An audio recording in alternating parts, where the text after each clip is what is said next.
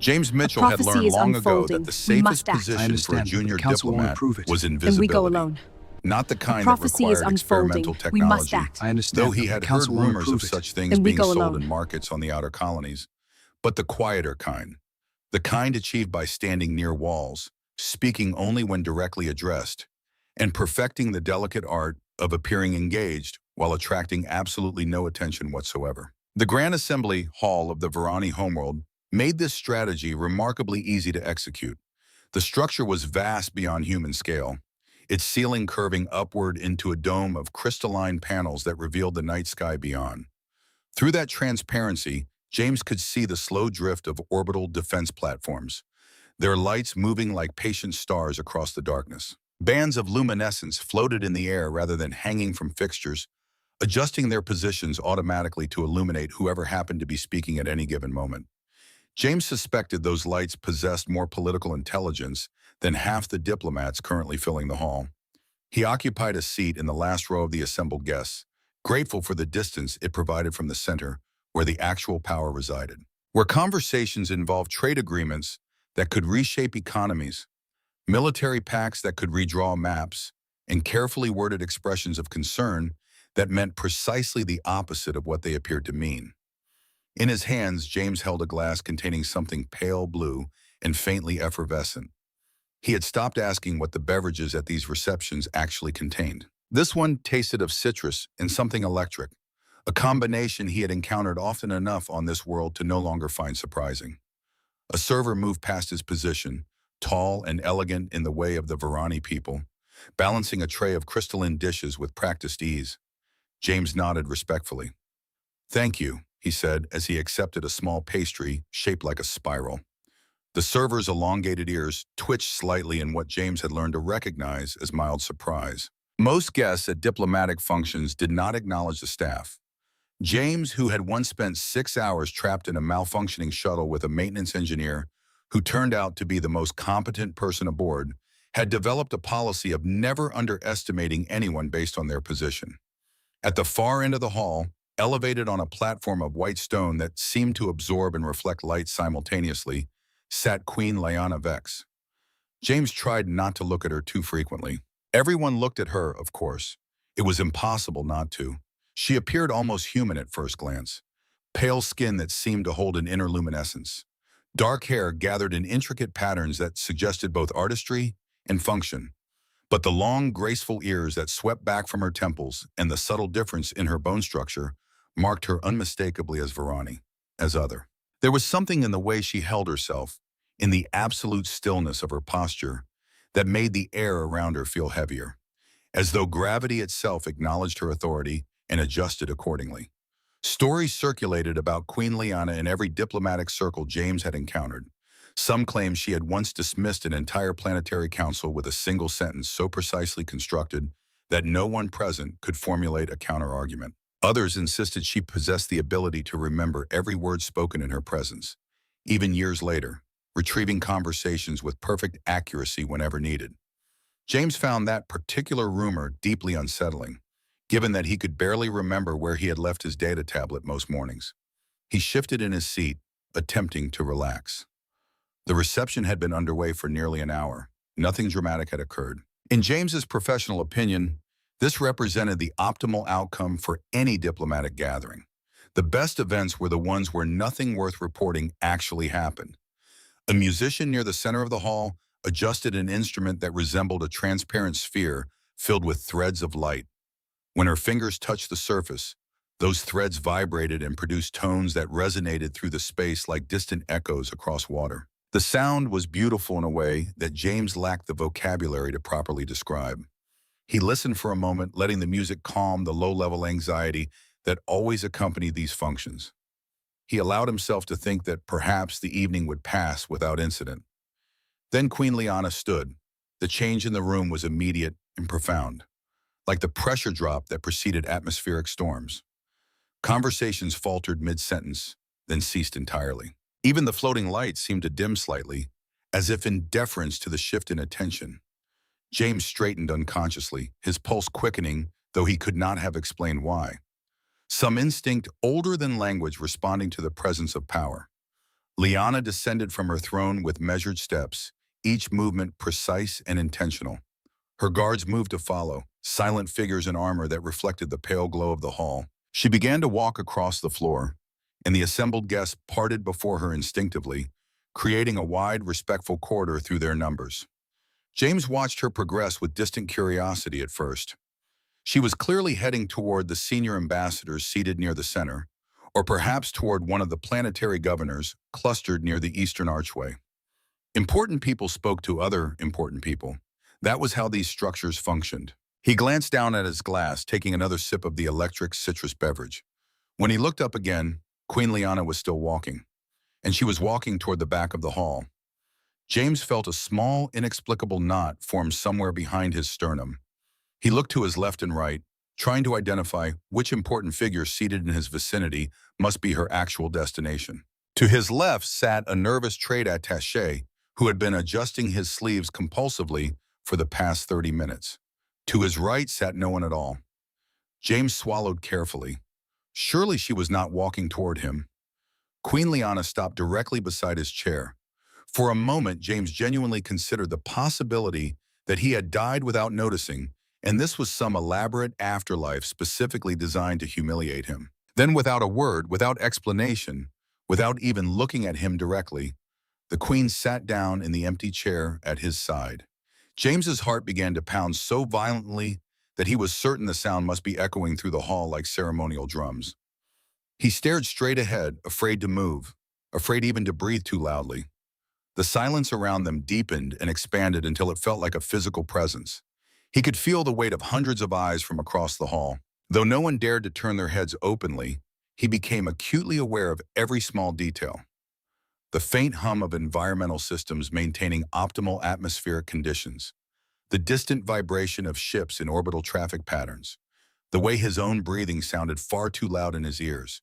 He resisted the overwhelming urge to say something, anything to fill the terrible silence. But what could one possibly say to a queen who had just sat beside you without explanation? Comments about the weather seemed inadequate, especially on a world where climate was regulated by orbital mirror arrays. He nearly laughed at the absurdity of the thought, and the effort of suppressing it made his chest tighten further. Beside him, Queen Liana sat in perfect stillness, her gaze directed toward the far end of the hall, as though this were the most ordinary location in the universe for her to occupy.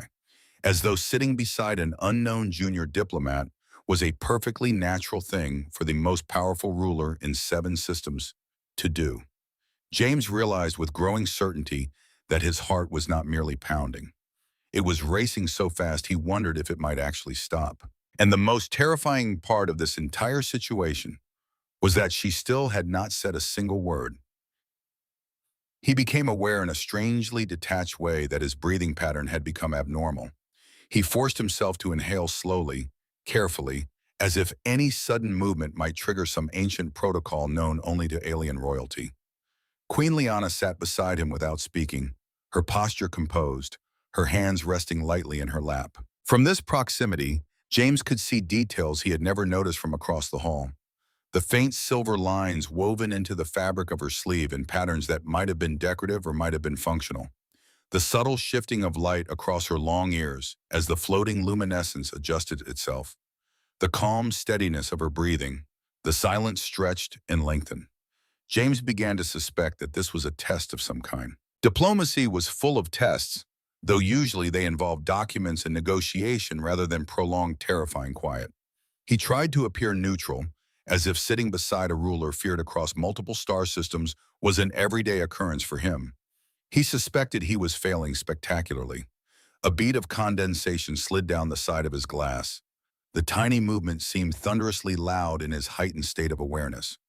At last, without turning her head, Queen Liana spoke. "Are you uncomfortable?" Her voice was soft, calm, and unexpectedly warm. James nearly dropped the glass. "No," he said, then immediately realized that was not entirely truthful. "I mean, only slightly, Your Majesty. In the sense that my heart appears to be attempting to leave my body, but otherwise I am perfectly comfortable." There was a pause. Then, to James's absolute astonishment, Queen Liana let out a breath that sounded very much like a suppressed laugh. "That is an honest answer," she said. James stared straight ahead, wondering if he had just made a diplomatic error so profound it would be studied in training academies for centuries. I find honesty refreshing, she continued, especially when it is not rehearsed. I assure you, James said, nothing I am saying is rehearsed. I have no idea what I am saying. I can tell. The faintest hint of amusement touched her voice, and James felt something shift in the air between them. Not a lessening of the tension exactly, but a change in its quality. Around them, the reception continued in a strained imitation of normality. Conversations resumed in hushed tones. Somewhere across the hall, a diplomat laughed too loudly, then abruptly stopped. James realized that everyone was pretending not to watch them, which only made the attention more obvious. I imagine, he said carefully, that there are many more qualified individuals in this hall with whom you could speak. Yes, Queen Liana said simply. She turned her head slightly, and for the first time their eyes met. James felt a strange, disorienting sensation, as though the world had tilted a few degrees off its normal axis. Her gaze was steady, observant, but not cold. There was intelligence there, and something else he could not yet name. I chose not to speak with them, she said. James nodded slowly, though this clarified absolutely nothing. A small hovering device drifted past, projecting a three-dimensional star map above a nearby table. Colored lines marked trade routes, shifting in real time as ships entered and exited wormhole corridors. James watched it for a moment, grateful for something else to focus on, until he realized Queen Liana was following his gaze. You understand such maps? She asked. A little, James said. Mostly I understand that ships always arrive late and paperwork always arrives early. This time she did laugh, genuinely, and several nearby guards exchanged brief startled glances, their expressions suggesting this was not a common occurrence. James blinked, unsure whether he should feel proud or terrified that he had just made the Queen laugh. You are James Mitchell, Queen Liana said after a moment. He stiffened slightly. Yes, Your Majesty. You work in the 3rd Diplomatic Bureau, Trade Coordination and Cultural Exchange. James stared at her, feeling the back of his neck grow warm. That is correct. I have observed you for some time. There it was, the sentence that caused his pulse to accelerate again, sending his heart rate back toward dangerous levels. I hope, James said cautiously, that I have not done anything alarming. On the contrary, she said, you have done very little that most would consider noteworthy. James exhaled in relief. That has always been my professional goal. Again, that hint of amusement flickered in her expression. You thank the servants. You listen when junior staff speak. You complete your work without attaching your name to it in unnecessary ways. James felt heat rise to his face. Those seem like very small things. They are not small to those who notice them. Neither of them spoke for a moment. The music in the hall shifted, the glowing threads in the musician's instrument resonating in deeper tones that vibrated faintly through the floor. James found himself relaxing slightly, though the surreal nature of the situation remained overwhelming. I must confess, he said, that I am still trying to understand why you are sitting here. Queen Liana looked forward again, her gaze distant now, as though she were watching something far beyond the walls of the hall. Because, she said, her voice barely above a whisper, everyone else is afraid of me in the wrong way. James frowned slightly. The wrong way? They fear what I can do to them, she said. They do not fear disappointing me or failing the people we govern. They fear losing advantage, losing status, losing influence. Her voice remained calm, but there was a weight beneath it that James could feel pressing against his awareness. And you believe, James said carefully, that I am different? I believe that you are afraid, she said.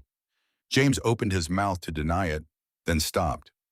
Yes, he admitted. And yet, she continued, you are still speaking to me honestly. James considered this. I suppose that I am too afraid to lie convincingly.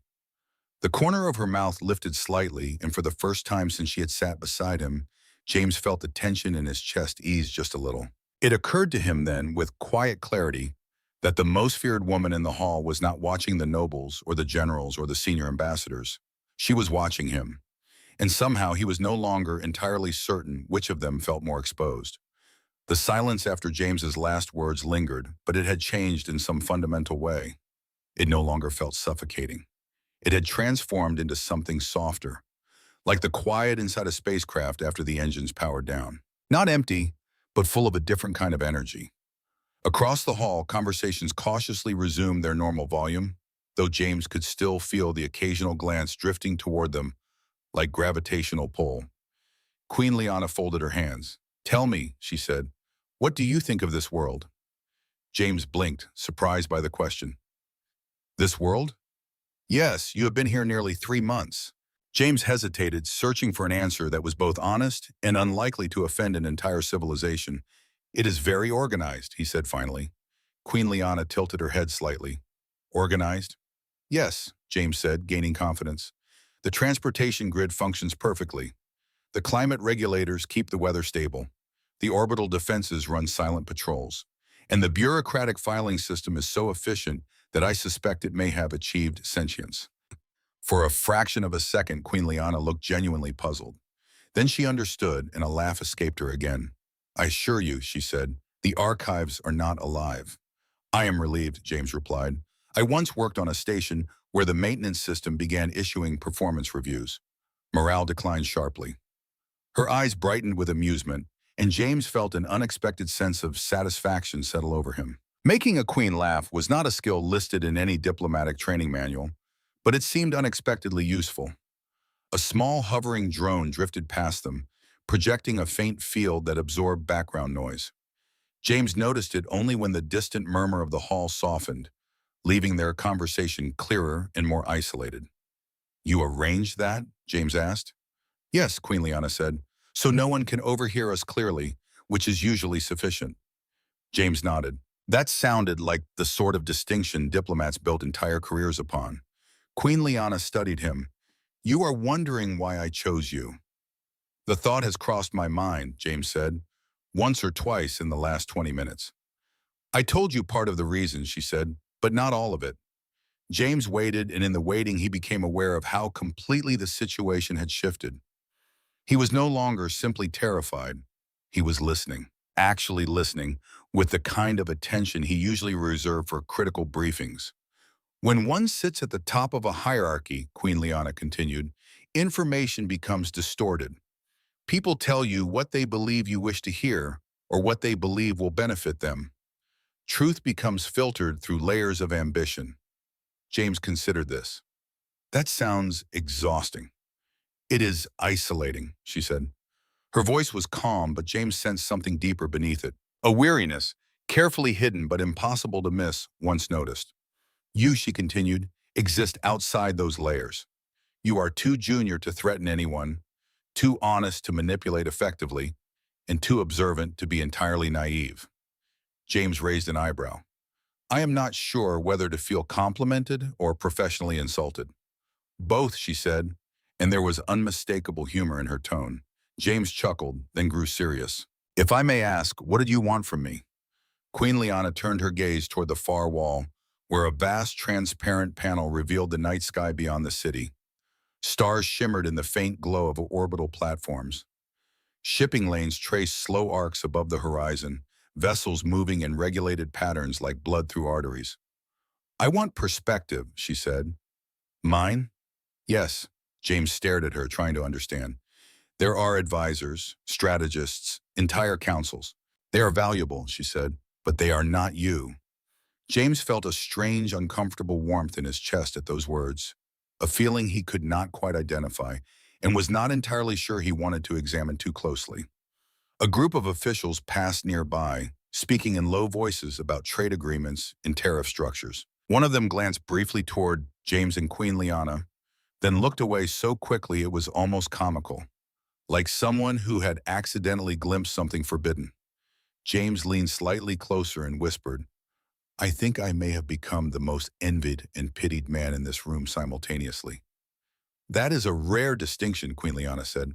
"I have always aimed for uniqueness," James replied. She shook her head faintly, and James realized she was smiling again. They sat in companionable quiet for a while. The music shifted, becoming lighter and more melodic.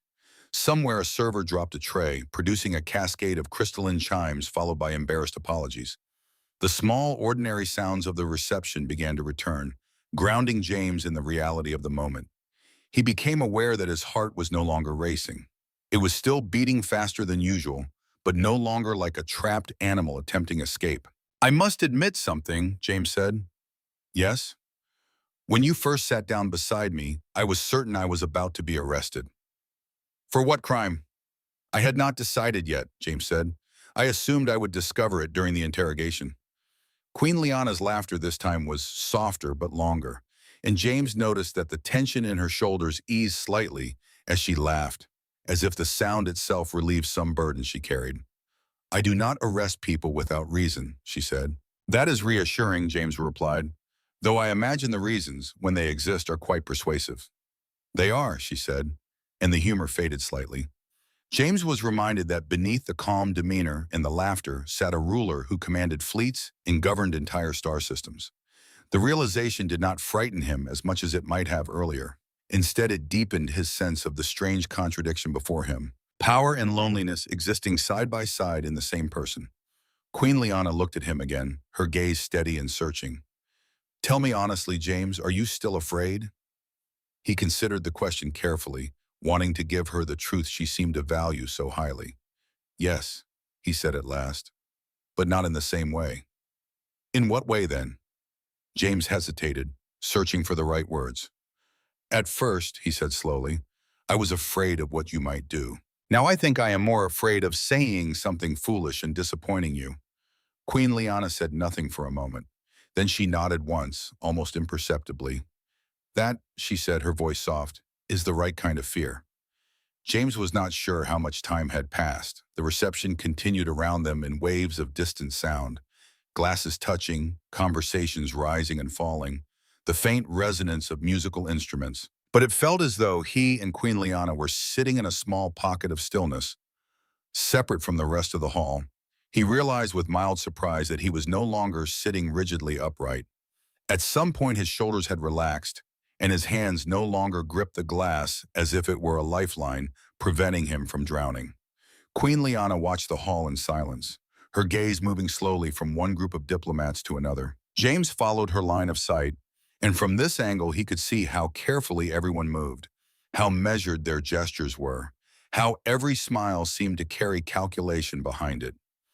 "Do you ever feel," James said, "that everyone here is performing a role in a play that never ends?" Queen Liana glanced at him.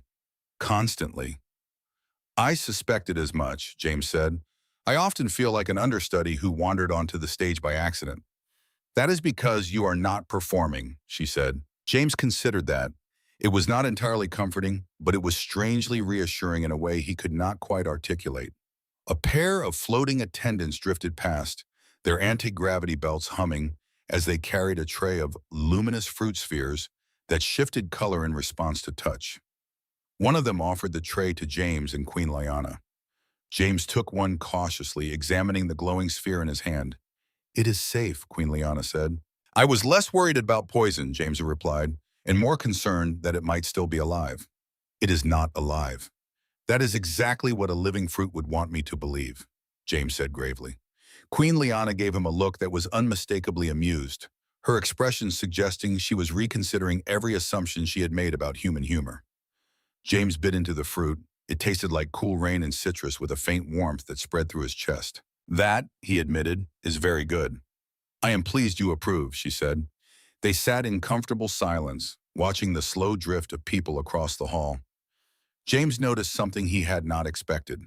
Whenever Queen Liana's gaze lingered on someone, that person seemed to grow subtly uneasy, as if sensing her attention even from a distance. "Do they always feel it?" James asked. "When you are watching them?" "Yes," she said. After a pause, she added, "I feel them, all of them, their expectations, their fears, their ambitions. It is loud in its own way." James frowned. "That sounds exhausting." "It is," she said simply. He hesitated, then said, "You must have people you trust." "Very few, and none who speak to me like this." She shook her head faintly, and there was something almost vulnerable in the gesture. James looked down at his hands, unsure what to say. He had never imagined himself in a position to offer comfort to a queen. The idea felt absurd, like a maintenance technician trying to advise a starship captain on navigation. Still, he found himself speaking. When I was training, he said, there was an instructor who told us that power isolates people not because they become distant, but because everyone else steps back. Queen Liana regarded him thoughtfully. That instructor was wise. He also believed that coffee was a conspiracy created by diplomats to avoid sleep, James added. Was he correct? James considered this seriously. I cannot disprove it. A faint smile touched her lips again. The music in the hall shifted once more, becoming slower and more reflective. The floating lights dimmed slightly, casting the room in a soft golden glow. Through the great dome overhead, a formation of ships passed in silent procession, their engines glowing like distant embers against the darkness. James followed their movement, feeling a sense of wonder. Even after years of traveling between worlds, the sight of ships moving among the stars still stirred something deep inside him, a reminder of how vast everything was and how small any single life could feel within it. Do you ever wish, he said, that you could simply walk through the city without anyone recognizing you? Queen Liana did not answer immediately. Yes, she said at last, often. What would you do? I would listen, she said. I would sit in a public garden. I would hear what people say when they are not afraid. James smiled faintly. You might be disappointed. Most people in public gardens are arguing about trivial things. That, she said, would be refreshing. They both fell silent again, and the quiet between them felt different now. Not tense, but calm, like the stillness after a long journey when one finally stops moving. James became aware of something subtle but profound. He was no longer thinking of her primarily as the queen. He was thinking of her as Liana. The realization startled him slightly. It felt almost improper, yet strangely natural at the same time. You are thinking very loudly, Queen Liana said. James blinked. I am? Yes. I apologize. I was unaware my thoughts had achieved that level of volume. They have, she said, and there was warmth in her voice that had not been there at the beginning of this impossible conversation. James hesitated, then said, I was thinking that you seemed less frightening than the stories suggest. Queen Liana raised an eyebrow. Is that so? Yes, James said, though I admit I am still somewhat nervous. That is understandable, she said, but not as nervous as before, he added. She studied him, her expression thoughtful in something else, something that looked almost like gratitude, though James was not certain he was reading it correctly. That, she said, is progress. James nodded, and for the first time since she had sat beside him, he realized something extraordinary. He was no longer counting his heartbeats, and somehow, without noticing when it had happened, the fear that had nearly stopped his heart had begun to transform into something else, something steadier, something far more complicated than simple terror. The reception began to thin as the evening progressed into deeper night. Groups of diplomats drifted toward the exits in small clusters, their conversations subdued, their glances occasionally straying toward the place where James still sat beside the Queen. He noticed that fewer people pretended not to look now. Curiosity had begun to overcome caution. He suspected that by morning, at least 3 separate theories about his identity would be circulating through the diplomatic quarter. None of them accurate, all of them elaborate. He leaned slightly toward Queen Liana. I believe I am about to become the subject of several completely fictional biographies. That is inevitable, she said. I hope at least one of them makes me taller, James said. Queen Liana gave a breath of amusement. The floating lights above shifted subtly, adjusting to the decreasing number of guests. The vast hall felt larger now, the echoes of footsteps more pronounced, the music softer and more distant. After a while, Queen Liana stood. James instinctively stood as well, though he was not entirely sure whether this was protocol or simply reflex. Walk with me, she said. It was not a command, yet it carried a certainty that made refusal unthinkable. They moved together along the edge of the hall, her guards following at a respectful distance that suggested they had done this many times before. James was acutely aware of the eyes that followed them, but the anxiety he might have felt earlier was replaced by something calmer. The moment already felt unreal. Worrying about appearances seemed almost pointless. They passed through a tall archway and entered a corridor lined with translucent panels. Beyond the panels, James could see the night sky and the city stretching far below. Towers rising like illuminated pillars, streams of aerial traffic moving in silent regulated lanes. The whole world laid out beneath them like a living map. The air here was cooler, carrying a faint scent of flowering plants from distant terraces that he could not see but could sense somewhere in the darkness. This part of the palace is rarely used during receptions, Queen Liana said. It is beautiful, James replied, and meant it. They walked without speaking, their footsteps soft against the smooth floor. Small maintenance drones moved along the ceiling, adjusting lighting nodes and polishing surfaces with quiet efficiency. One of the drones paused as they passed, rotating slightly as if observing them, then resumed its work. I believe, James said, that even your maintenance drones are more disciplined than most diplomatic staff. They are easier to train, Queen Liana said. James smiled faintly. They emerged onto a wide balcony. The view took what remained of James's breath away. Lights stretched to the horizon in every direction, shimmering like reflections on water. High above, a ring of orbital platforms glowed faintly, their silhouettes visible against the stars like a crown of distant fires. Neither of them spoke for a while. James rested his hands lightly on the railing, feeling the cool surface beneath his palms. The city seemed alive in a way that felt almost organic, as though it breathed in slow, steady rhythms beneath them. It is strange, he said, to think that millions of lives are unfolding down there at this very moment, each one full of worries and hopes that feel enormous to the person living them. Yes, Queen Liana said, and I am expected to consider all of them. James glanced at her. There was no pride in her voice, only acceptance of an impossible responsibility. That is a heavy burden, he said. It is, she replied, but it is also a privilege. James considered that. It was not an answer he would have expected, and yet it felt sincere, genuine in a way that most diplomatic statements were not. A faint breeze stirred, carrying distant sounds from the city below. Music, voices, the hum of transit lanes.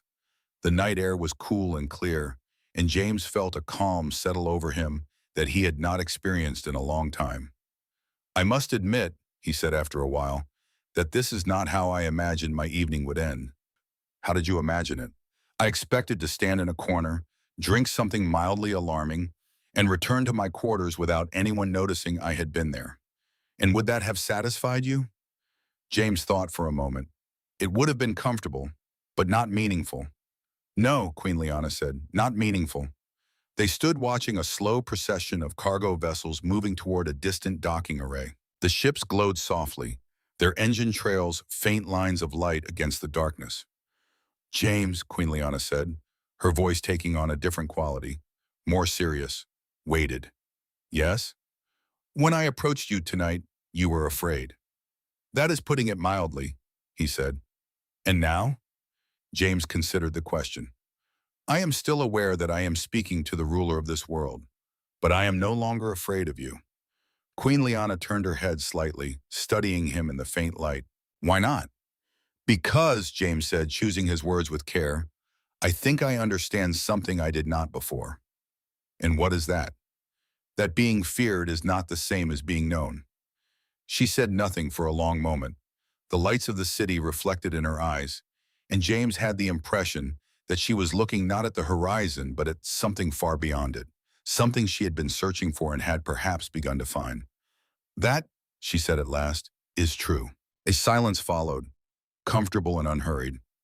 James leaned against the railing, exhaling slowly. He realized that the tension which had gripped him earlier in the evening had almost completely vanished. In its place was a sense of clarity, as though the world had shifted slightly and revealed a different perspective he had never noticed before. He glanced at Queen Liana. She stood very still, her expression thoughtful, her long ears catching the faint light of the stars. It occurred to James with certainty that this moment, standing here beside her looking out over a sleeping city, would remain with him for the rest of his life. And he understood, perhaps for the first time, that the most extraordinary events did not always arrive with noise or spectacle. Sometimes they began in silence, with a queen who left her throne and sat beside a man no one had ever noticed. Queen Liana turned to face him fully. In the starlight, her features seemed softer somehow. Less the ruler of systems and more simply a person standing on a balcony in the quiet hours of night. Tomorrow, she said, there is a council session. It will not be like the gatherings you have observed before. James felt his attention sharpen. What kind of session? A war council, she said. The words hung in the air between them, heavy with implication. I would like you to attend, Queen Liana continued, as an observer. You will not be expected to speak unless I ask you to. James's mind raced through the implications. A war council? Yes. She paused, and when she spoke again, her voice carried a weight that had not been there before. In 72 hours, I must make a decision that will determine the future of this world and possibly many others. Every advisor I have will tell me what they believe I want to hear, what they believe will benefit their position or their world's interests. She looked out at the city again, and James saw something in her expression he had not seen before. Not vulnerability exactly, but something close to it. The awareness of a burden too great for one person to carry alone.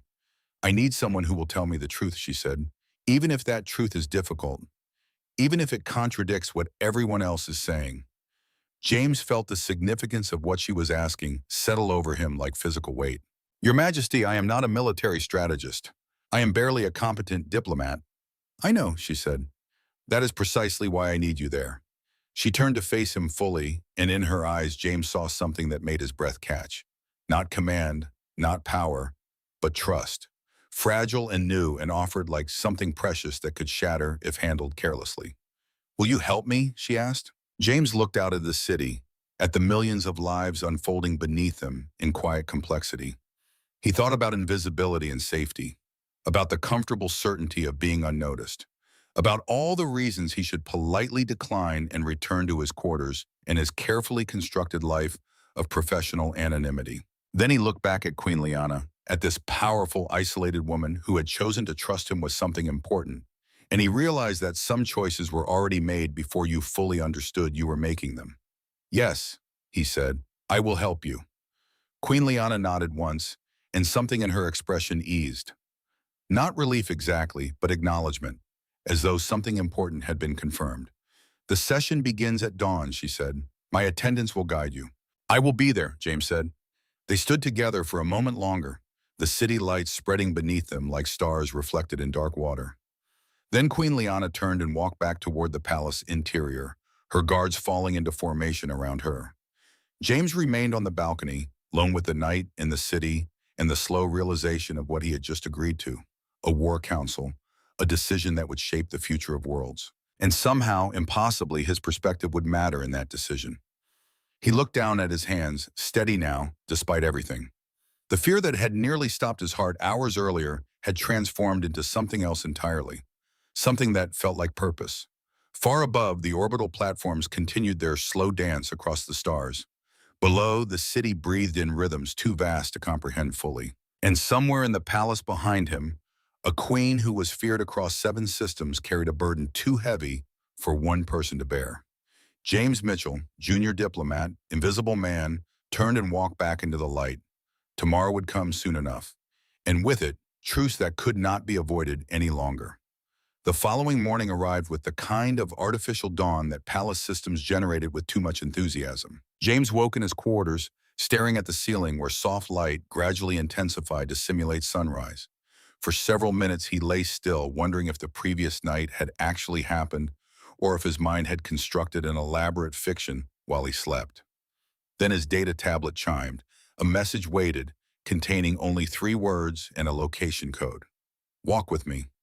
The sender field displayed a secure palace channel he had never seen before. James sat up, running a hand through his hair. The dream theory was officially disproven. He dressed quickly, selecting the most formal attire he possessed, while trying not to think about the fact that he was about to attend a war council, that he had somehow, impossibly, become relevant to decisions that would affect entire star systems.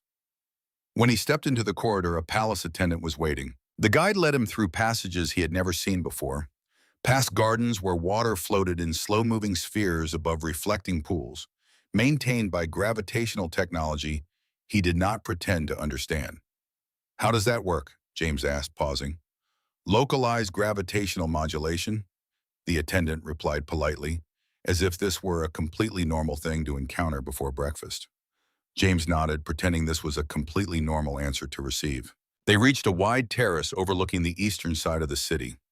Queen Liana stood near the railing, watching the morning traffic streams rise into the sky.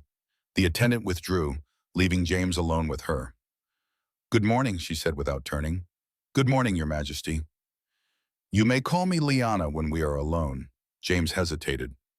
"That may take some practice." "I am patient." He stepped closer, joining her at the railing. The city in daylight was even more impressive than at night. Towers gleaming in the sun, transit lanes sparkling like threads of glass weaving through the air. Millions of lives beginning their day in the vast complexity below. "I was not certain," James admitted, "that I would hear from you again so soon. I told you I valued your perspective." "I assumed that meant eventually," James said, "perhaps it's after several weeks, and possibly involving a great deal of paperwork." "There will be paperwork," she said, "but first there is the council." James looked at her profile. In the morning light, he could see faint shadows beneath her eyes. She had not slept much, if at all. They stood watching a line of small courier ships lifting from a nearby platform. One of them wobbled slightly as it entered the traffic stream, correcting its course a second later. "I always feel sympathy for pilots," James said. "Everyone assumes space travel is majestic and graceful. In reality, it is mostly adjusting trajectories and hoping nothing explodes." "That is an accurate description of governance as well," Liana said. James smiled. After a while, she said, "The council convenes in 2 hours. You should understand what you will witness." James turned to face her more directly, giving her his full attention. "The Allied Council," Liana continued, "will present their case for military action against the Korean system. They will show intelligence reports, threat assessments, strategic analysis, all of it designed to demonstrate that action is not only justified, but necessary." "And you have doubts," James said. "I have instincts," she corrected. "Instincts built over years of watching how people present information when they want something. The way they emphasize certain data points. The way they dismiss questions that might complicate their narrative." She turned to face him. "I want you to observe, not with diplomatic training, not with an eye toward political implications. I want you to observe the way you would if you were simply trying to determine the truth." James nodded slowly. "I can do that." "And James?" Her expression became more serious. "Whatever you observe, whatever conclusions you reach, I need you to tell me. Even if it contradicts my own instincts. Even if it makes the decision more difficult." "I will," he said. Liana studied him for a moment, and James saw something in her eyes that looked like relief, as though she had been uncertain whether he would actually agree to this impossible task she was placing before him. "Come," she said, "we should prepare." The War Council chamber was circular, with ascending tiers that allowed every participant a clear view of the central holographic display. James had been given a position in the observer's gallery, close enough to see and hear everything, but far enough removed to remain unobtrusive, which was exactly how he preferred it. The chamber filled gradually. Senior military commanders in dress uniforms, their insignia marking ranks and accomplishments. Allied ambassadors representing worlds whose names James recognized from intelligence briefings. Economic advisors, strategic analysts, dozens of individuals whose collective decisions could reshape the political structure of 7 systems. And at the center of it all, on a slightly elevated platform, Queen Liana sat with perfect composure. James watched her from his position in the gallery. She showed no sign of the weariness he had seen that morning. No hint of the vulnerability she had shared with him on the balcony the night before. She was every centimeter the powerful ruler that stories described. Calm, composed, absolutely in command. The session began. The Allied Council's representative, a tall, Pelian diplomat named Thorin, rose to present their case. The central holographic display activated, showing the Korean system in 3-dimensional detail. Planets, orbital installations, defensive arrays. "Your Majesty," Thorin began, his voice carrying the practiced authority of someone who had delivered many such presentations. "The Allied Council appreciates your willingness to hear our concerns regarding the developing situation in the Korean system." The display shifted, showing what appeared to be military installations on several Korean worlds. "Our intelligence indicates a rapid military buildup over the past 6 months," Thorin continued. "Orbital defense platforms have been reinforced. Ground-based artillery has been deployed to locations that threaten Allied shipping lanes. Communication intercepts suggest coordination with hostile powers outside the current alliance structure. James leaned forward slightly, studying the images. Something about them felt off, though he could not immediately identify what. The threat is not theoretical, Thorin said, and the display changed again, showing projected trajectories. These weapon systems are positioned to interdict Allied traffic through 3 critical wormhole corridors. If the Korean leadership chooses to act, they could effectively cut off trade routes that sustain 17 member worlds. Murmurs moved through the chamber. The implications were significant. Trade routes meant resources, food, medicine, technology. Disrupting them could affect billions of lives. The Allied Council has exhausted diplomatic options, Thorin continued. The Korean government has refused inspection protocols. They have rejected mediation offers. They continue to build their military capabilities while ignoring our legitimate security concerns. The display showed casualty projections, estimated losses if the Koreans struck first, projected timelines for how quickly Allied defenses could be overwhelmed. We do not seek conquest, Thorin said, his voice taking on a tone of reluctant necessity. We seek security, stability, the protection of innocent lives. And we ask the Varani fleet to join us in a coordinated defensive action before this threat becomes unmanageable. He paused, letting the weight of his words settle over the chamber. Your Majesty, he said, addressing Lyanna directly, the Allied Council requests your commitment. Will the Varani fleet stand with us? The chamber fell silent. All eyes turned to Queen Lyanna. James watched her carefully. She sat perfectly still, her expression giving nothing away. He wondered what she was thinking, whether her instincts were screaming at her the way his analytical training was beginning to whisper warnings he could not quite articulate yet. I have questions, Lyanna said, her voice calm and clear. Of course, Your Majesty, Thorin replied. These images of military installations, she said, gesturing toward the display. When were they captured? Over the past 3 months, Your Majesty. Our reconnaissance vessel. I would like to see the raw sensor data, Lyanna said. Not the processed images, the original telemetry. Thorin hesitated for a fraction of a second. Your Majesty, the raw data requires significant technical expertise to interpret. The processed images are designed to— I understand their purpose, Lyanna said. I am asking to see the source material. Of course, Thorin said smoothly. We can provide that after the session. However, I would like to emphasize that the intelligence community has verified— Who in the intelligence community? Lyanna asked. Another hesitation, slightly longer this time. The Allied Intelligence Coordination Committee, Your Majesty. Their analysis. Names, Lyanna said. I want the names of the analysts who verified this data, their credentials, their previous work, their current assignments. James watched this exchange with growing interest. Lyanna was not challenging the conclusions. She was examining the foundation, looking for cracks in the structure that would tell her whether the entire building was sound. Thorin's composure slipped slightly. Your Majesty, with respect, the urgency of the situation justifies careful verification, Lyanna finished, not rushed decisions based on processed intelligence. She stood, descending from her platform to approach the holographic display. Her guards moved to follow, but she gestured for them to remain in position. Let me understand your timeline, she said, studying the projections. You claim the Korean military buildup began 6 months ago. Yet the Allied Council did not bring this to my attention until 3 weeks ago. Why? We wanted to exhaust diplomatic options before— 3 weeks is not exhausting diplomatic options, Lyanna said. 3 weeks is presenting me with a crisis that has already been decided upon and asking for my participation in its execution. The temperature in the chamber seemed to drop several degrees. Your Majesty, Thorin said carefully, the Allied Council has always valued Varani participation in security matters. We would never presume— Then do not presume now, Lyanna said. I will review your evidence.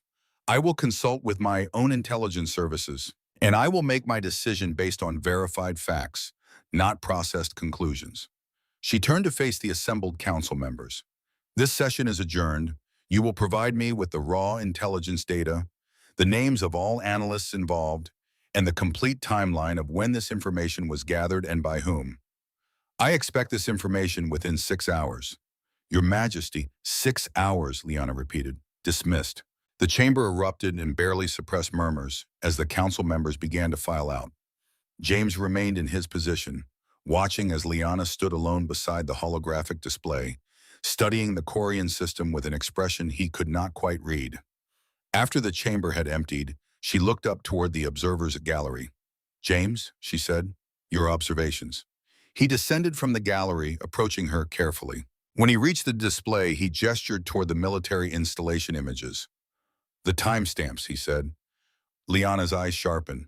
"What about them?" "They are too uniform," James said. "Reconnaissance satellites capture images at irregular intervals based on orbital mechanics and mission priorities. But these images were supposedly captured over 3 months, and yet the timestamps suggest they were all taken during a very narrow window, as if someone was trying to create the appearance of continuous monitoring." Liana nodded slowly. "I noticed that as well. What else?" "The casualty projections," James said.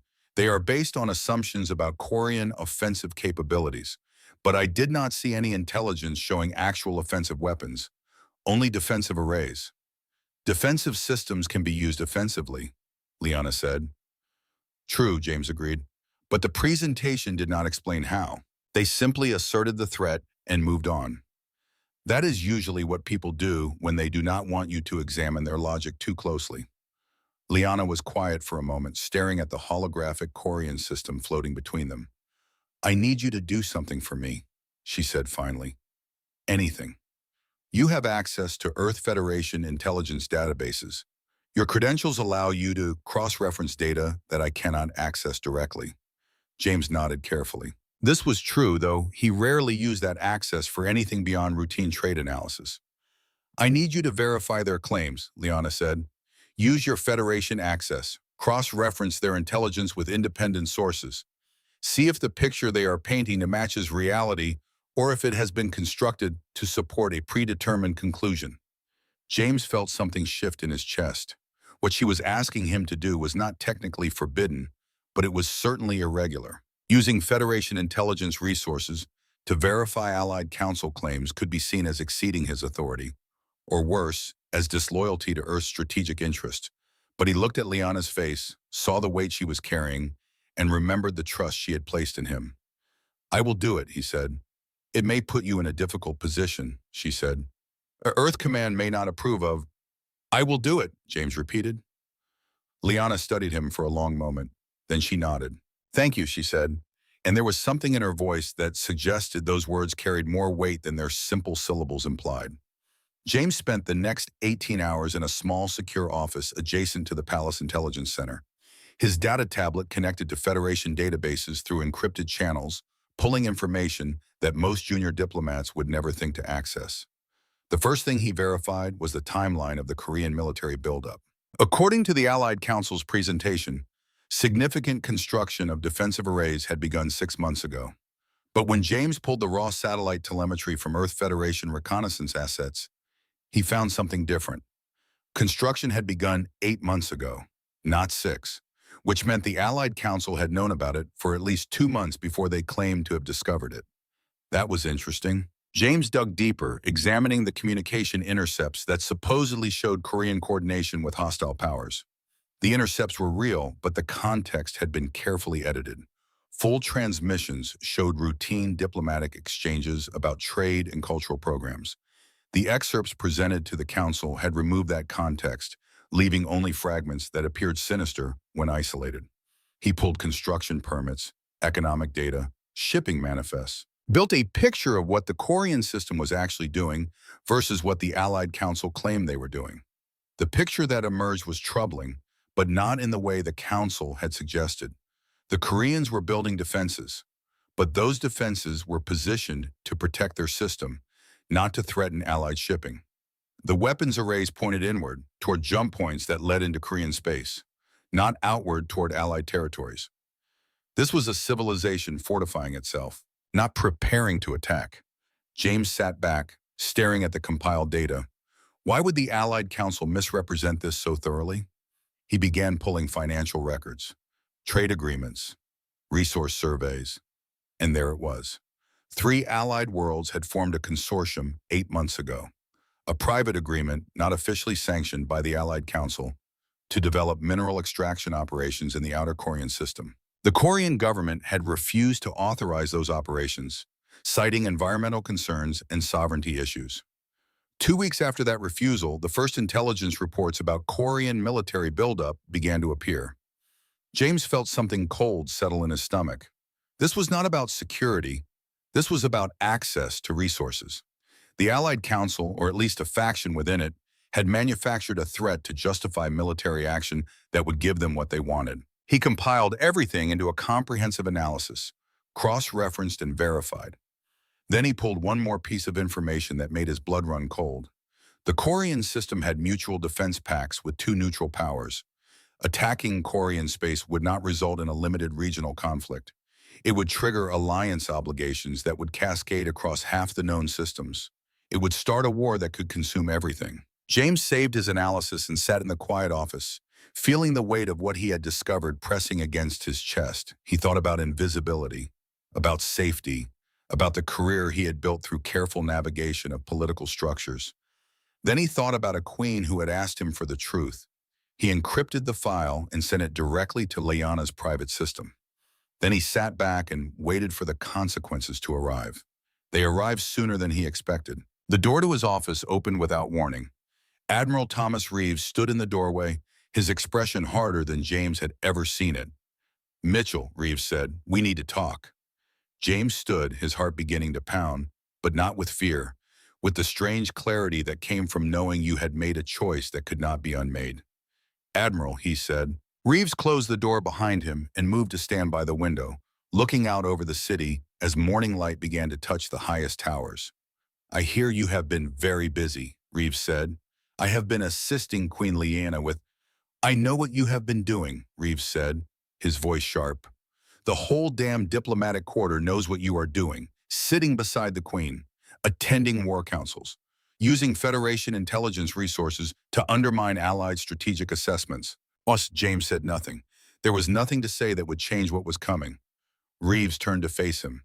"I taught you better than this, Mitchell. I taught you how to survive in this system, how to navigate politics without destroying yourself in the process." "You taught me a lot of things, sir," James said, "including that some things matter more than survival." "Do not quote my own words back at me," Reeves snapped. Then he sighed and some of the hardness left his expression. "Earth Command sent me to deliver a message. Last chance, Mitchell. Stand with us at the summit tomorrow. Support the Alliance position. Your career will be protected. Hell, I can probably get you promoted for your service here. And if I refuse, then you are finished, not just with Earth Federation, with everything. They will make sure you never work in diplomatic service again. Not for any government, any corporation, any organization that values their relationship with Earth." James looked down at the data tablet on the desk before him. All those hours of work, all that evidence compiled with precision and care, the truth laid out in stark detail for anyone willing to see it. "I understand, sir," he said. Reeves waited. When James said nothing more, the Admiral's expression hardened again. "This is about her, is it not? The Queen. You have developed some kind of attachment.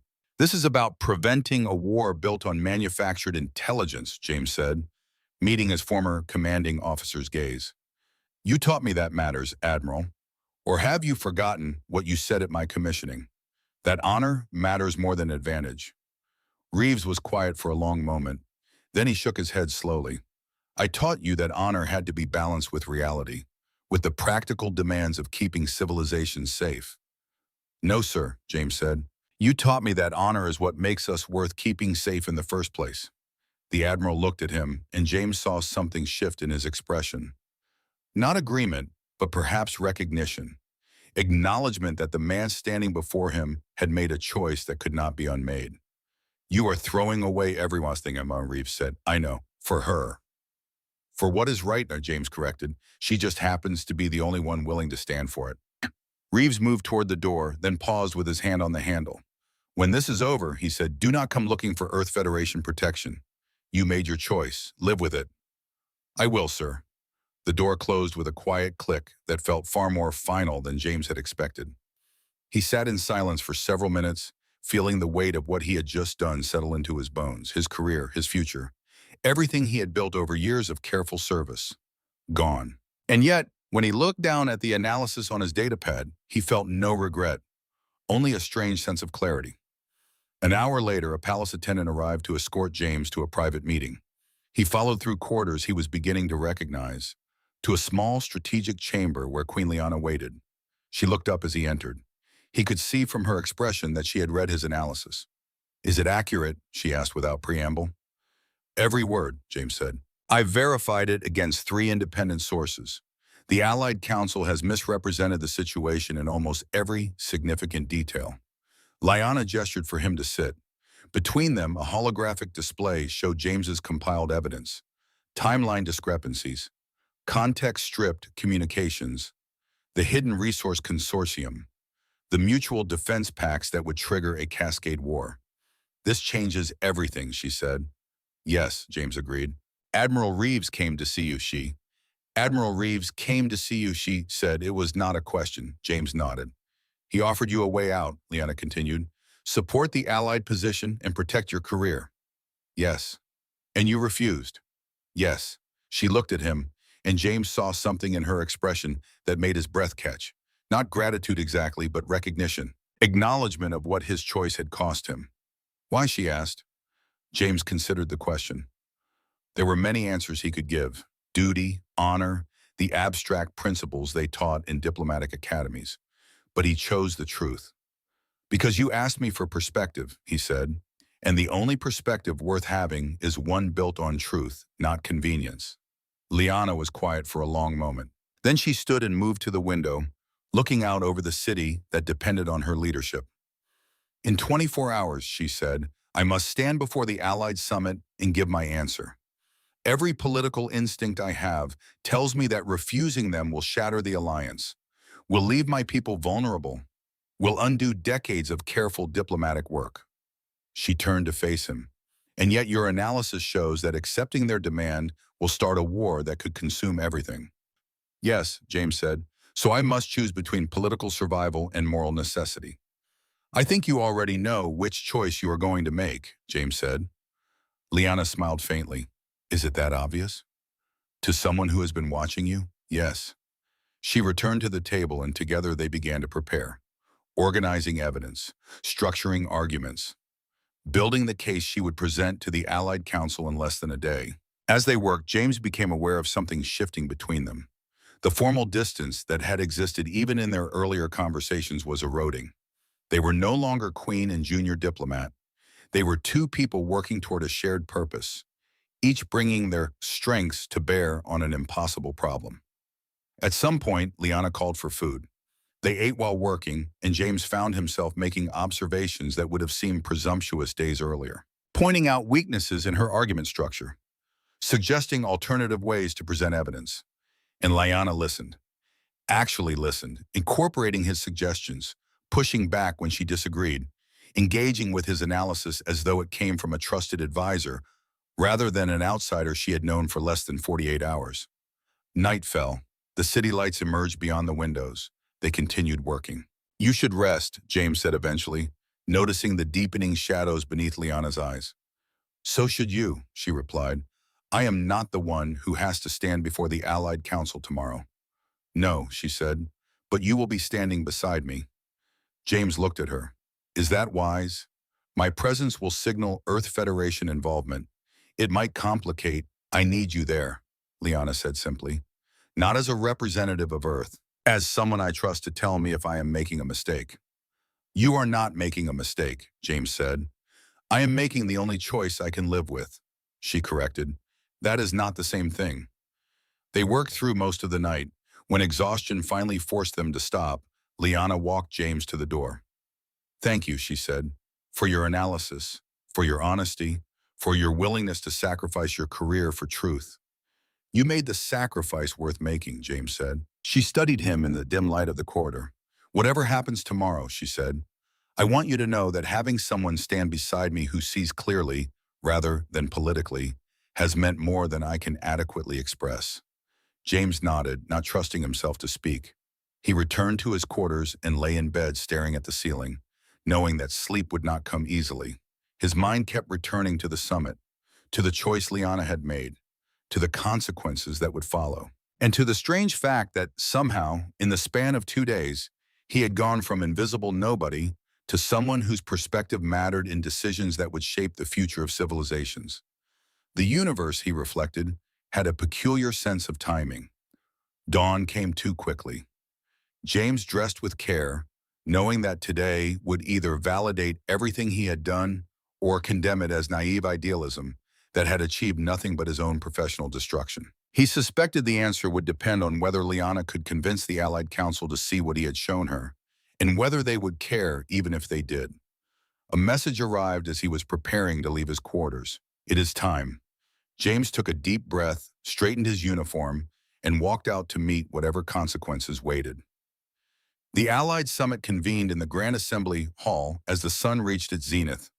James had never seen so many delegates gathered in one place. Representatives from 17 Allied worlds filled the ascending tiers, their conversations creating a low rumble like distant thunder. At the center of it all, on a raised platform of white stone, the Alliance Council waited in formation, and before them, alone and magnificent in her isolation, stood Queen Liana. James watched from his position beside her platform, not hidden in the observer's gallery this time, visible, present. A clear signal that Earth Federation was somehow involved in whatever was about to unfold. He could feel Admiral Reeves's gaze from across the hall, could sense the calculation happening in diplomatic circles as people tried to understand what his presence meant. The council chairman, the same Pelian diplomat who had presented the intelligence briefing, rose to speak. "Queen Liana Vex of the Varani people," he began, his voice carrying through the hall with practiced authority. "The Allied Council has convened to receive your decision regarding the Korean situation. As our intelligence has demonstrated, the Korean system represents an immediate threat to regional stability. Their military buildup, their refusal to honor inspection protocols, their hostile positioning of defensive arrays, all of this demands a coordinated response." The chairman paused, and James could see the trap being laid with careful precision. "The alliance has stood together for 3 generations, the chairman continued. "We have maintained peace through strength, through unified action. We ask now for the Varani fleet to join us in enforcing that peace. Will you commit your forces to this necessary action?" The hall fell silent. Every eye turned to Queen Liana. She stood perfectly still, her hands clasped before her, her expression calm. For a moment, James wondered if she might reconsider, if the weight of alliance and tradition might prove too great even for her. Then she spoke, and her voice cut through the silence like a blade. "No." The single word dropped into the quiet like a stone into still water, sending ripples of shock through the assembled delegates. The chairman stiffened visibly. "Your Majesty, perhaps you misunderstand." "I understand perfectly," Queen Liana said. "You have presented your case with eloquence and precision. You have shown me intelligence reports, threat assessments, strategic analysis, all of it very convincing." She descended from her platform with measured steps, and the guards moved to follow, but she raised a hand to stop them. She walked alone to the center of the hall, and James felt his heart begin to pound as he realized what she was doing. She was putting herself at the mercy of the assembly, vulnerable, exposed, trusting that truth would protect her where power could not. "You have shown me all of this," Queen Liana continued, "and I have had it verified independently. Would you like to know what I discovered?" The chairman's expression tightened. "Your Majesty, if you have concerns about the intelligence is fabricated," Queen Liana said, her voice carrying to every corner of the hall. The images of Korean military buildup were altered. The communication intercepts were stripped of context. The threat assessment was constructed not to reflect reality, but to justify an action already decided upon. Murmurs erupted through the assembly. The chairman raised his voice. "These are serious accusations. They are provable facts," Queen Liana said. She gestured, and holographic displays materialized in the air around her, and side-by-side comparisons of original images and their altered versions. Communication logs with timestamps that revealed the manipulation. Financial records showing the resource consortium formed months before any threat assessment was conducted. Three members of this alliance formed a compact to seize Corian resources, Queen Liana said, her voice steady and relentless. They manufactured a threat to justify their conquest, and they asked the rest of us to provide the military force to make it legitimate. The hall erupted, delegates on their feet, voices raised in protest, in denial, in sudden accusation of their neighbors. James watched it unfold, saw the careful alliance structure begin to fracture under the weight of exposed truth. The chairman hammered for order. These claims require verification. We cannot simply— I can verify them, James said, stepping forward. Every head in the hall turned toward him. 500 pairs of eyes, and James felt the weight of awe on every single one. But he also felt Queen Liana's gaze, steady and trusting, and that gave him strength. I am James Mitchell, intelligence analyst with Earth Federation Diplomatic Corps, he said, his voice carrying in the sudden quiet.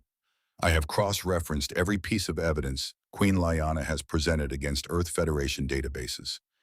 Every claim she has made is accurate and verifiable.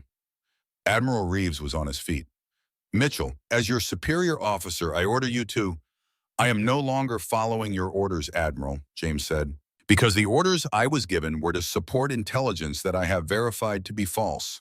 He activated his datapad, and the compiled analysis projected into the air beside Queen Liana's evidence. Earth Federation seals clearly visible. Official credentials verifying his authority to access and analyze classified intelligence. The Corian military buildup is defensive, not offensive, James said. Their weapons arrays are positioned to protect their system, not threaten Allied space. The communication intercepts presented to this council were edited to remove context that showed routine diplomatic exchanges. He gestured and a new display appeared. Treaty documents, defense pacts, alliance structures that had been deliberately hidden from the assembly. But there is something else the Allied Council did not include in their reports, James said, something they carefully omitted. The display shifted, showing the network of mutual defense agreements. The Corian system has defense pacts with two neutral powers, James said. Attacking Corian space would not result in a limited regional action.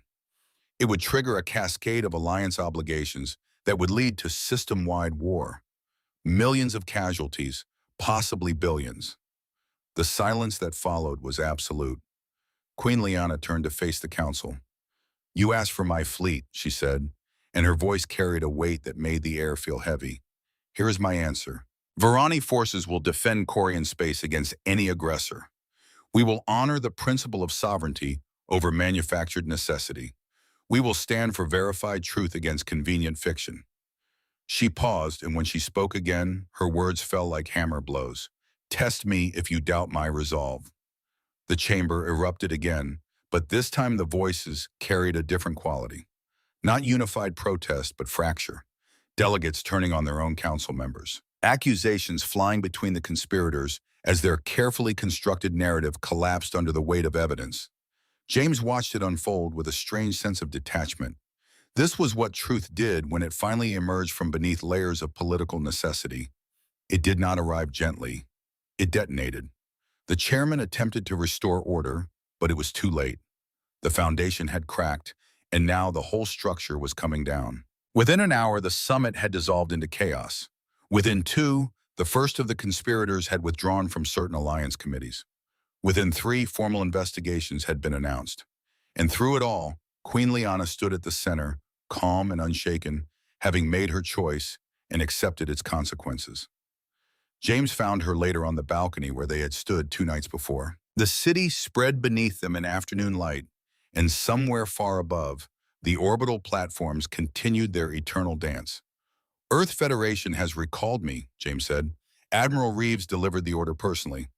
I am to report for disciplinary proceedings within 48 hours. Queen Liana turned to face him. And if you do not report? Then I am officially in violation of service protocols. My credentials will be revoked. My career will be over. I see. They stood without speaking for a moment. Then Queen Liana spoke again. I have a counter-proposal, she said. The Varani government has an opening for a special advisor on human affairs. Someone who understands Earth Federation politics and protocol. Someone who can provide honest analysis without concern for political advancement. James felt something shift in his chest. That sounds suspiciously like a position that was just created. It was, Queen Liana said, approximately 3 minutes ago. And what would the responsibilities be? Speaking truth when everyone else speaks expedience, she said. Standing beside someone who needs to hear honest counsel more than comfortable lies. Helping to rebuild an alliance structure based on principle rather than convenience.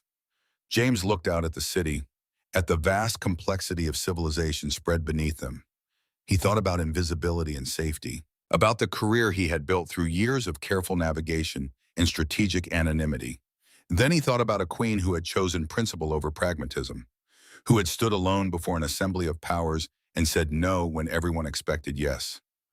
I accept, he said. Something in Queen Liana's expression eased. Not quite a smile, but close. You will be publicly aligned with me now, she said. There will be no more hiding at the back of halls. No more invisibility. I know. It will be difficult. I expect so. And you may come to regret it. James turned to face her fully. I doubt that. She studied him for a long moment, and James saw something in her eyes that made his breath catch. Gratitude, yes, but also recognition, as though she had been searching for something and had finally found it standing beside her. We should return to the palace, she said. There will be many meetings in the coming days. New alliance structures to forge, old agreements to renegotiate. Of course, they turned to walk back toward the palace interior, but Queen Liana paused at the doorway. James? Yes? Thank you, she said, for standing with me when it would have been easier to walk away. You gave me a choice between easy and right, James said. You taught me which one matters. 2 weeks later, the Grand Assembly Hall hosted another reception. Delegates from a restructured alliance mingled with Varani officials, and the air was filled with the cautious optimism of something being built rather than something being maintained through fear and manufactured necessity. The Korean government had accepted Varani protection and proposed a new compact built on mutual respect rather than resource extraction. 3 worlds that had formed the secret consortium had been removed from key alliance committees pending investigation. And slowly, carefully, a new structure was emerging. One built on transparency and verified intelligence rather than convenient narratives. James stood near the center of the hall this time, not hidden in the back row. He wore the formal insignia of his new position as special advisor, and people approached him with questions and proposals. He was visible now, noticed. Part of the structure rather than hiding from it, and it no longer terrified him. Queen Liana held court from her throne, addressing concerns and proposals with the same precise authority she had always possessed. But something had changed in how people approached her. The fear was still there, but it was balanced now with something else. Respect earned through principle rather than demanded through power alone. As the evening progressed, Queen Liana rose from her throne and descended to the main floor. Conversations paused, but not with the same frozen terror as before. People nodded respectfully and resumed their discussions, treating her approach as natural rather than ominous. She walked directly to where James stood, and without a word gestured toward the familiar balcony. They moved together through corridors that had become familiar to James over the past weeks, past the translucent panels and the floating water spheres, until they emerged into the night air. The city spread beneath them, as it always did, vast and complex and alive with possibility. How does it feel, the Queen Liana asked, to stand in the center rather than hide in the corners? James considered the question. Strange, he admitted, but not unwelcome. You handled the Pelian ambassador well today. His questions about the new trade protocols were designed to create doubt. I noticed, James said. I gave him honest answers instead, which he did not expect. Few people do. Queen Liana smiled faintly. They stood watching the orbital platforms drift across the stars. The same view as before, but somehow it felt different now. Less like observing from outside and more like being part of something larger. Something worth building. Are you still afraid? Queen Liana asked. James thought about the question. About the fear that had nearly stopped his heart the first night she had sat beside him. About how that fear had transformed through crisis and choice into something else entirely. Yes, he said, but not of you. I'm afraid of making a mistake that damages what we are trying to build, of disappointing the trust you have placed in me. That, Queen Liana said, is the right kind of fear. She turned to face him, and in the starlight, her expression was softer than he had ever seen it. "When I first approached you 2 weeks ago," she said, "I was searching for something I had lost. Perspective, honest counsel, someone who would tell me the truth even when it was difficult." "And did you find it?" James asked. "I found more than that," she said. "I found someone willing to stand beside me when standing alone would have been safer. That is rarer than truth, rarer than honest counsel." James felt warmth spread through his chest at her words. "You made it easy to choose," he said. "You were worth standing beside." Queen Liana said nothing for a moment. Then she reached out and placed her hand lightly on his arm. The touch was brief, barely a moment, but it carried weight that went beyond the physical contact. "Thank you, James," she said, "for seeing what others could not, for approaching when everyone else stepped back." They stood together in the quiet, two figures on a balcony overlooking a city of lights. A queen who had been too feared to approach, and a diplomat who had been too invisible to notice. Both of them changed by the choice to step outside the comfortable patterns that had defined them. In the palace behind them, music drifted through open doors, the sounds of civilization continuing its eternal dance of politics and power and careful navigation through complex systems. But here on the balcony, there was only stillness and starlight and the understanding between two people who had chosen truth over comfort. Queen Liana looked toward the horizon where the first hints of dawn were beginning to touch the sky. "Tomorrow," she said, "the Korean delegation arrives for final treaty negotiations. It will be complicated." "Most worthwhile things are," James said. "I will need your counsel." "You will have it." She nodded once, accepting this as fact rather than promise. Then she turned and walked back toward the palace, her guards falling into formation at a respectful distance. James remained on the balcony for a moment longer, looking out at the vast complexity of the world spread beneath him. He thought about the journey from invisible junior diplomat to someone whose counsel actually mattered, about the fear that had stopped his heart and the choice that had given it new purpose. And he understood at last that courage was not the absence of fear. It was the decision to remain, to listen, to speak truth even when your heart was beating so loudly you thought the whole world could hear it. Inside the palace, Queen Liana stood among her people, no longer separated by fear but connected by the principle she had chosen to stand for. And beside her place of authority, a chair waited, not hidden in the back of the hall, but present and acknowledged. A place for someone who had approached when no one else would. A place for honesty in a world built on careful calculation. A place for James Mitchell, who had learned that sometimes the most important thing you could do was simply stand beside someone who needed to hear the truth.